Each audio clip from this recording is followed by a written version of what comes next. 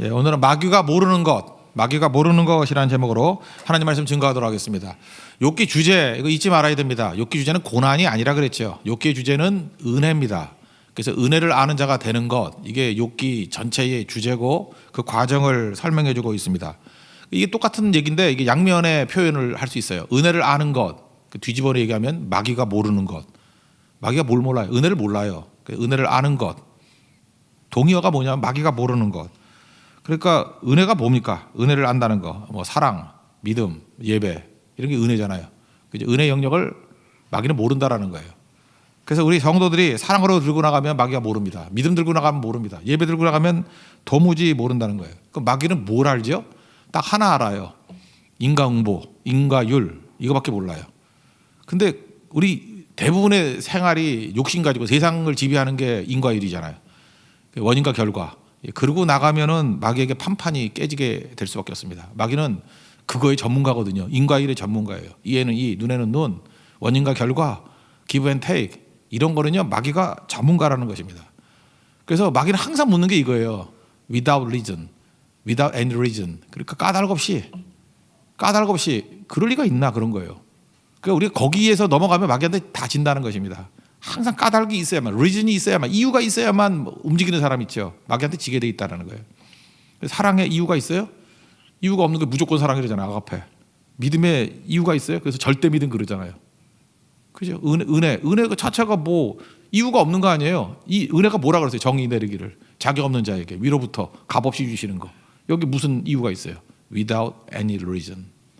그러니까 마귀는 은혜를 들고 나가면 판판이 깨지고 뭔지도 몰라요. 뭔지도 헷갈리기 시작하고 큰 당황이 오게 된다라는 것입니다. 그러므로 여기서 한 가지 지혜예요.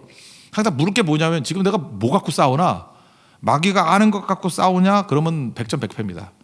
그러니까 이스라엘 백성들은 하나님이 아는 것을 가지고 나가지 않고 마귀가 아는 것 갖고 나가잖아요. 원망하고 불평하고. 마귀가 잘하는 거거든요. 그러니까 다 죽잖아요. 마귀가 모르는 것 들고 나간 사람은 다 이겼어요. 요셉이 마귀가 모르는 게 뭐죠? 믿음을 몰랐어요. 그래서 여자가 죽어가면 되는 줄 알았어. 그랬더니 내가 하나님 앞에 어찌 득죄하리요. 믿음이잖아요. 그다음 감옥에 집어넣어가지고 이유 없이 질질 끌면 원망할 줄 알았어요. 그랬더니 믿음의 인내를 가지고 기다리잖아요. 대표적인 게 뭡니까? 마귀가 모르는 건 용서를 몰라요. 그러니까 나는 내 인생에는 용서를 몰라. 그죠? 자비는 없어. 용서는 없어. 다 죽여버릴 거야. 이러면은 너 마귀냐? 그렇게 물어보면 돼요. 마귀는 그거밖에 몰라요. 근데 요셉이 총리가 되고 난 다음에 뭐 보디발도 용서하고 뭐 말은 안 하지만 보디발 아내 부르지 않잖아요. 아줌마 일로 와봐. 그런 거 없잖아요. 그죠? 형들 만나서 용서하잖아요. 마귀가 이거 알아요, 몰라요? 모르니까 백전백패. 그럼 이제 감 잡았죠. 이제 뭘 해야 돼요? 우리의 삶의 많은 부분들을 마귀가 모르는 것, 은혜로 채워야 돼요. 사랑으로 채우고 믿음으로 채우고. 그러고 나가면 언제나 이긴다는 것입니다. 우리 누가복음 6장 27절 28절 맨날 외우죠. 원삼위선 저축모기, 원삼위선 저축모기. 저만 외운 것 같아? 아무도 모르는 것 같아. 원삼위선, 원수를 사랑하고, 미선, 미워하는 자를 선대하고, 저축, 저주하는 자를 축복하고, 모기, 모욕하는 자를 위해서 기도하라.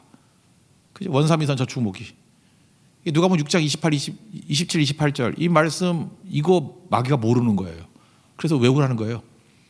이거 들고 나가면 마귀가 무조건 다치게 돼서 이게 뭔지도 몰라요. 우리 암호로 하니까 더 모르지. 원삼위선 저축모기. 뭔지도 모른다고. 그러면 백전백승할 수 있다라는 것입니다. 하나님께서는 이 모든 고난에 대해서 욥에게 설명하지 않습니다. 하나님은 설명하지 않아요. 왜 설명하지 않을까요? 그냥 덮어놓고 이유가 있기 때문이다 이렇게 생각하면 돼요. 그죠? 이유가 있겠죠. 유익하기 때문에, 합력하여 선을 이루기 때문에. 설명으로는 배울 수 없기 때문에 그래요. 마귀가 모르는 것, 우리가 하나님을 아는 것, 은혜를 아는 것, 이게 얼마나 강력한지 이거 설명으로 몰라요. 체험으로 압니다. 그러니까 체험해야죠. 그러니까 마귀가 모르는 거 가지고 나가면 마귀가 얼마나 나가 떨어지는지 이런 걸 깨닫게 돼요. 그러니까 마귀는 알 수 있는 게 뭐냐? 까닭 없이 이것만 한다는 거예요.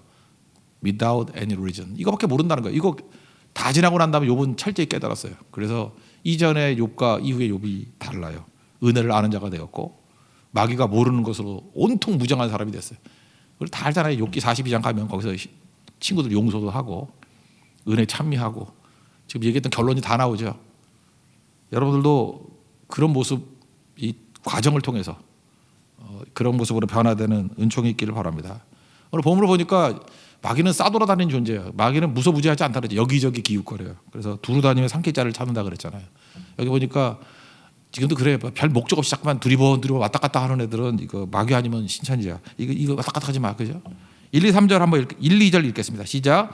또 하루는 하나님의 아들들이 와서 여호와 앞에 서고 사탄도 그들 가운데 와서 여호와 앞에 서니 여호와께서 사탄에게 이르시되 내가 어디서 왔느냐? 사탄이 여호와께 대답하여 이르되 땅을 두루 돌아 여기저기 다녀왔나이다. 진짜 정말 재밌죠? 땅을 두루 돌아 여기저기 돌아다녔다고. 마귀가 이런 존재라는 것입니다. 이제 하나님과 마귀 사이의 대화 조금 분석을 해보면 분석을 한번 살펴보겠죠. 욥 봤니? 하나님이 그러는 거예요. 그러면서 하나님께서 욥 못 이기겠지? 왜 못 이기죠? 네가 아는 거는 까닭 없이 인과율밖에 모르잖아. 너는 인과응보밖에 모르잖아. 근데 인과응보를 가지고 하니까 되던? 뭐 재산을 치고 하인을 죽이고 뭐 자식 죽였더니 그럼 인과율 그러면 욕해야 되잖아. 근데 그렇게 되던? 네가 아는 건 인과율밖에 없지. 까닭 없이밖에 없지. 근데 그걸 안 되지 않냐? 그거예요. 그랬더니 역시 마귀는 아는 게 하나밖에 없어요. 그래서 마귀하고 싸울 때 쉽다니까요. 마귀는 계속 인과응보밖에 없어요. 인과율밖에 없어. 또 싸우는데 그거예요.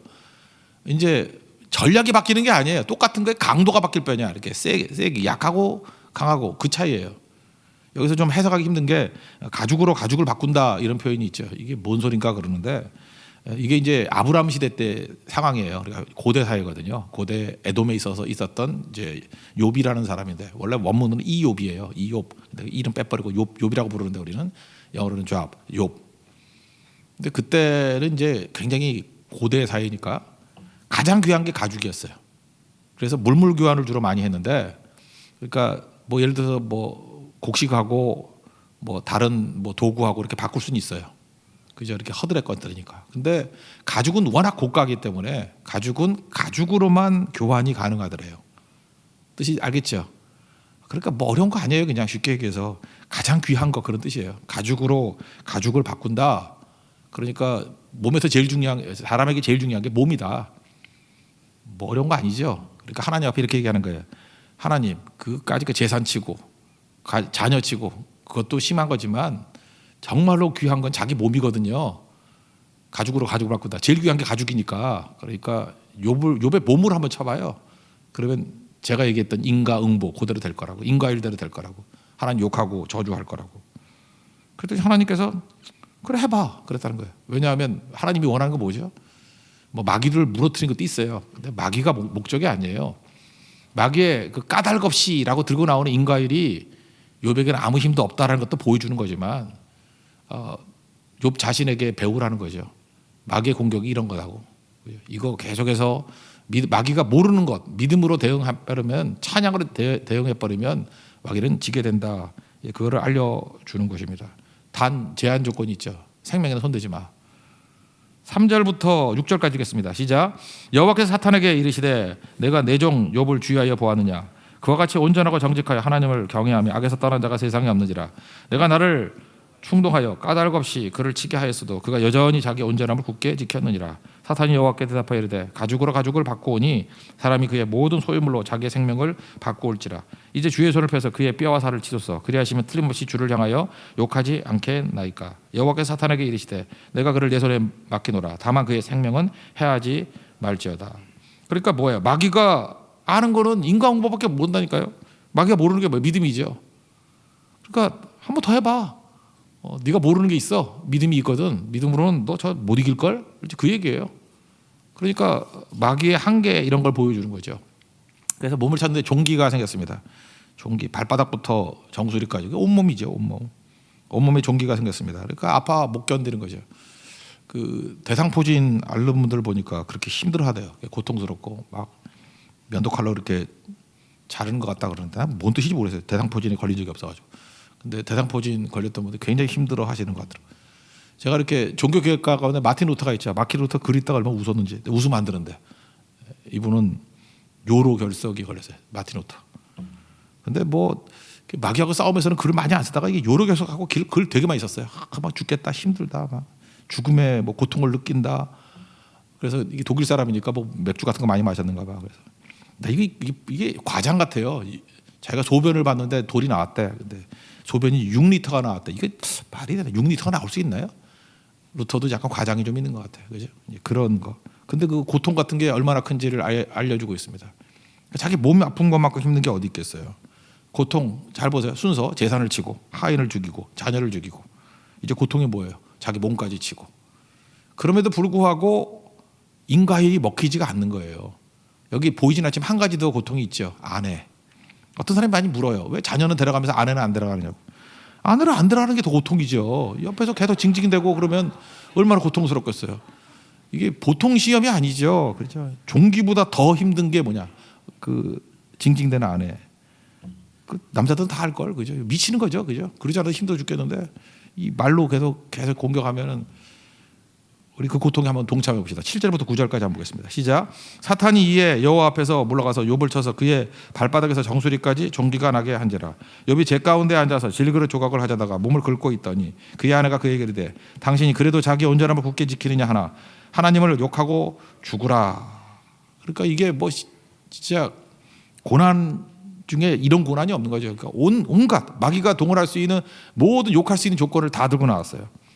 그럼 마귀는 뭔밖에 몰라요? 인과율밖에 모른다니까. 이러면 욕해야 돼요. 대반전이 일어나죠. 마귀가 모르는 거 믿음이에요. 그게 10절입니다. 10절 다 같이 읽겠습니다. 시작.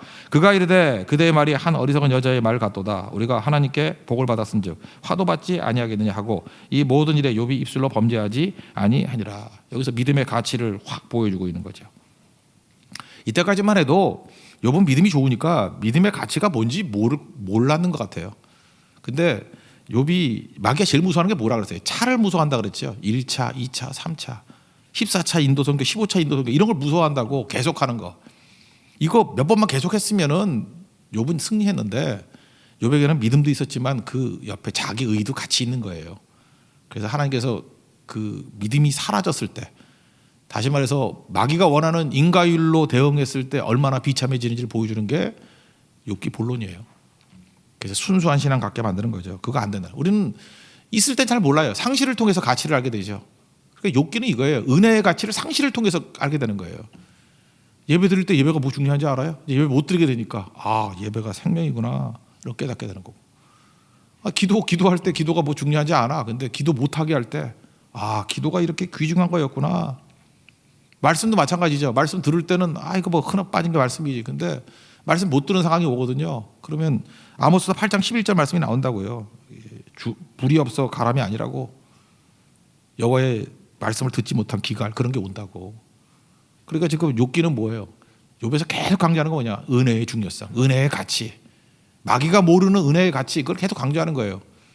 지금 있거든요. 그게 있는데 상실을 통해 가지고 그게 너무너무 귀중한 거구나 라고 하면서 은혜의 중요성을 명확히 깨닫게 되고 또 마귀가 가지지 못한 것이 무엇인지를 명확히 알게 되는 것. 그래서 1, 2장에 나오는 욥과 42장의 욥은 하늘과 땅 차이예요. 철저히 은혜 안에 서 있는 하나님 백성이 되더라는 것입니다. 여러분도 그렇게 은혜 안에 살아가서 마귀를 멸하고 마귀를 이길 수 있는 승리의 종 되기를 축원합니다. 그게 오늘 내용이에요. 또 한 가지 이제 팁이 뭐냐면 이게 친구다, 이게 위로다라는 거예요. 이제 친구들이 오는 거죠. 어려움 당하니까.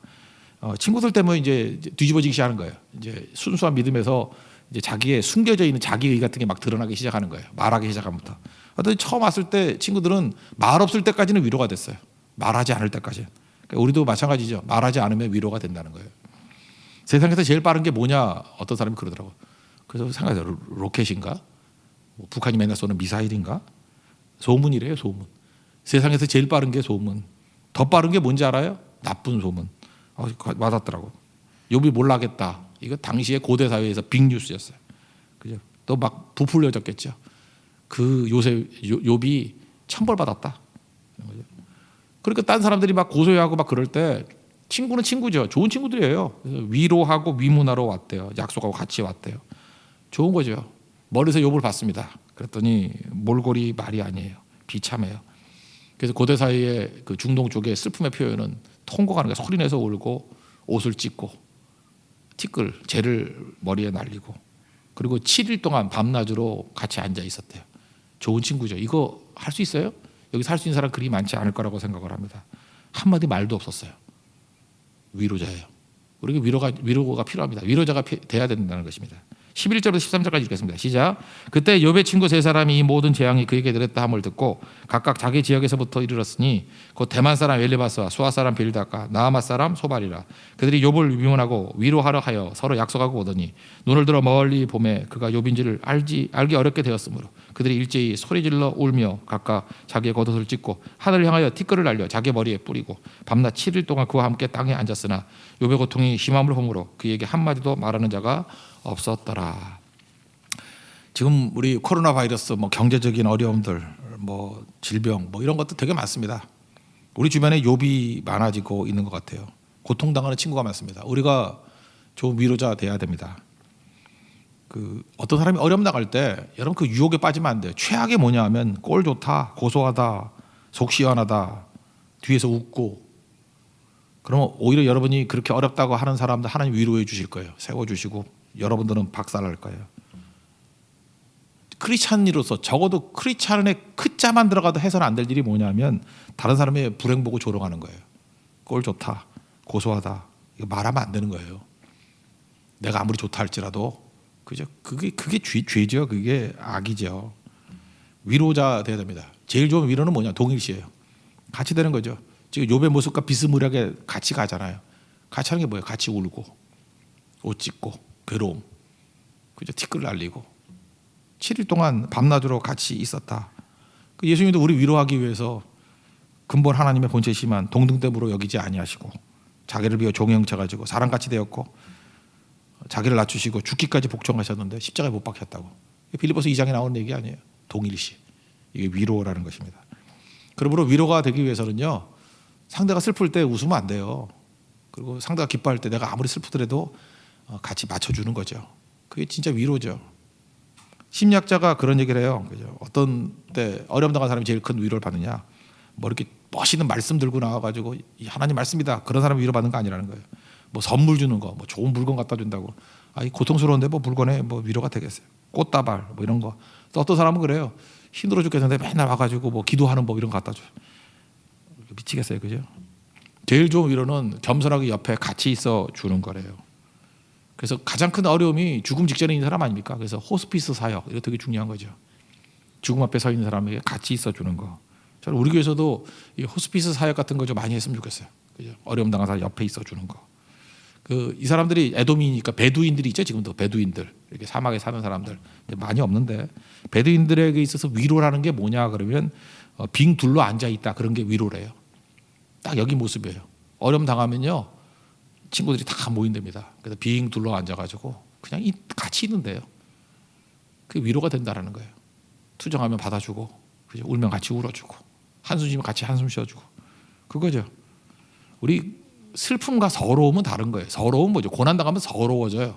서럽다는 건 뭐냐면 존재가 무너지는 거예요.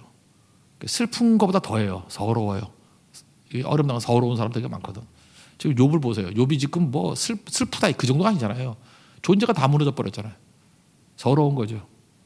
이게 아프기도 아프지만 창피도 하잖아요. 그럼 뭐 부끄럽잖아요. 이게 서러움이거든. 위로 친구들이 와가지고 옆에 있어줍니다. 뭐예요? 자기 존재를 선물해 주잖아요. 이게 참 표현이 그런 거예요. 나를 주잖아요. 나를. 내 존재를 주잖아요. 그게 위로라는 거예요.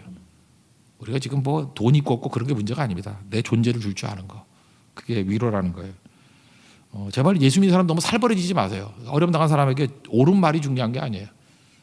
그 뒤에 가면 아니 번뇌케 하나 아는 자라 그런 얘기를 해요. 너 열받게 만드는 위로자라고. 그 옳은 말이 아니거든요. 근데 예수 믿는 사람들 특별히 그 좀 오래 다닌 분들에게 말 함부로 하는 거 너무 살벌하게 말하지 마세요. 옛날에 어떤 분이 남편이 돌아가셨어요. 근데 막 우니까 그냥 가만히 계시면 되는 거지. 그냥 왜 울어? 뭐 믿음 없이 그러더라고요. 믿음이 없어서 우구나. 우는 거하고 믿음하고 뭔 관계가 있어? 너만 어려. 그분도 과부였어요. 근데 과부가 과부 됐다고 약간 좋아하는 것 같아. 너만 어려. 그러면서 천국 갔는데 왜 울어? 그러다고. 아니 누가 천국 간지 모르나? 천국 못 갔다고 슬픈 게 아니고 내 옆에서 사라진 게 슬픈 거예요. 그죠? 이해가 안 돼요? 아니 우리 부모님들 돌아가시면은 천국 못 갔으면 우나? 옆에서 사라져서 존재가 사라진 것 때문에 우는 거지. 그거 말하지 않는 게 중요해요. 말하지 않는 거. 잠언 15장 23절에 보면요. 때에 맞는 말이 얼마나 아름다운고 이런 말씀이에요. 때에 맞는 말. 이 때에 맞는 말 정말 힘들거든요. 그래서 그거 찾아내지 못하면은 그냥 가만히 있는 게 좋아요.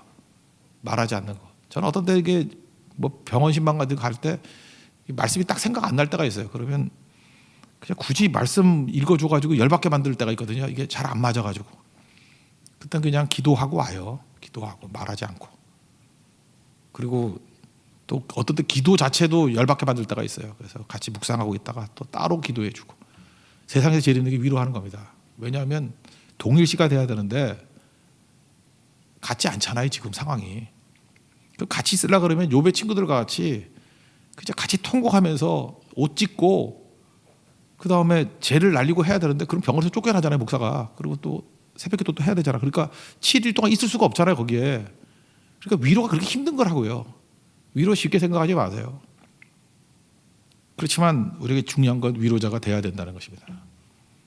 그래서 최고의 위로자는 누구예요? 뭐 이번에 선한 사마리아 사람, 내가 강도 만난 사람이라고 생각하면 예수님이라 그랬죠. 예수님은 우리를 불쌍히 여기시고 기적 가까이 오시고 변화시켜 주시고 만져주시고 치유가 되죠.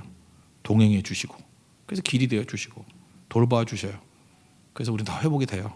마지막으로 값까지 치루어 주신다고. 예수님이 가장 좋은 이웃입니다. 우리도 그런 좋은 이웃 될 수 있는 축복이 임하길 기원합니다. 자리에서 일어나겠습니다. 마음이 지쳐서, 원래 당신이 지쳐서인데 누군가 널 위해 기도하네. 당신이보다는 마음이가 좋은 것 같아요. 마음이 지쳐서